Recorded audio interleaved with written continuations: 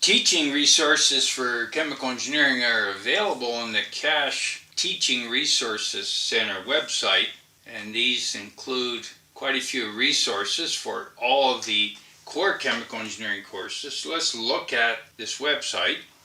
So you can see there are resources for the core courses in chemical engineering as well as for a few optional courses like your modeling, bioengineering, safety, etc.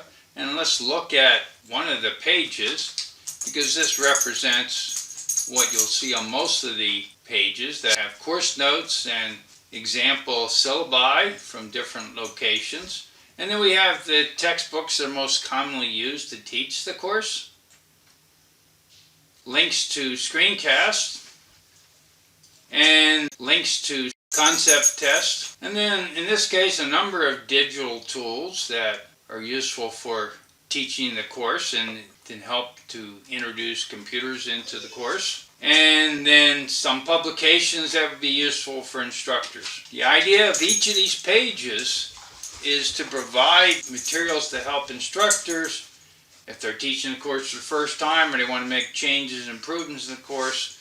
This is a website that's kept up to date, most current materials available, and with information that can be useful for chemical engineering instructors.